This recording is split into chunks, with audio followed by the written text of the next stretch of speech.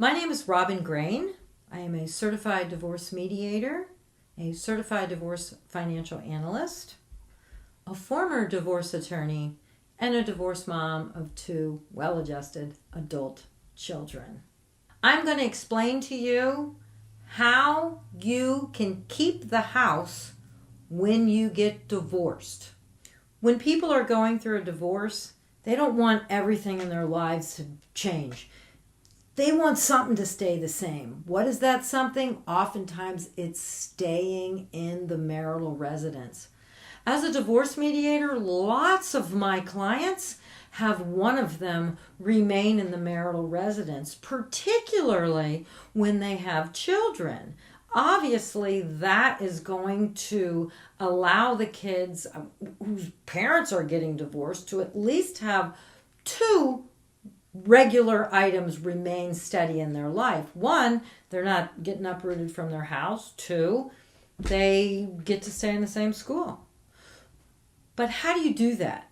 Well, it used to be the person that stayed would assume the mortgage. In other words, the person that left, their name would just come off of the mortgage loan. But that is rare nowadays. I'm starting to see it a little bit more. The banks are starting to loosen up. But for the most part, the lenders are not allowing assumptions. They're not allowing one person to assume the mortgage under one person's name and just the other person's name just comes off the mortgage. What the lenders are requiring is that the person that keeps the home refinances the mortgage, which means in essence that person is being asked to get a brand new mortgage. How do you do that? Well, you have to qualify for it. So if you don't have a job, that's going to be super hard. Now, you can get alimony and child support and have that count as income as long as the lender sees it flowing into your account for at least 6 months.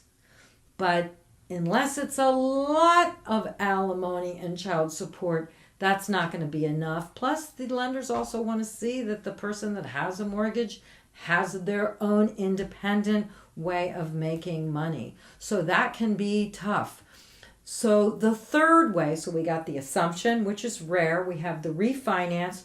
The third way of keeping the house, and I do see this quite a bit in mediation when there are children, is that the other person, the person that's leaving the home, stays on that mortgage loan. Now that can be problematic for them because it's going to throw off their debt to income ratio. In other words, if they want to buy a home, they might not qualify because they're attached to the mortgage on the family home. But a lot of people are okay with that for the benefit of their children, for a few years until the parent staying in the home can get a job good enough that they can get the mortgage on their own. The other problem for the person that's not staying in the house but is staying on the mortgage is they're liable for the mortgage. So if the parent staying in the home doesn't pay, guess what? That can mess up their credit. So it's not the ideal way to go, but if we're going to give the parent staying in the home time to get a job, ramp up their career, whatever it's going to take, I see that quite a bit, and it's okay.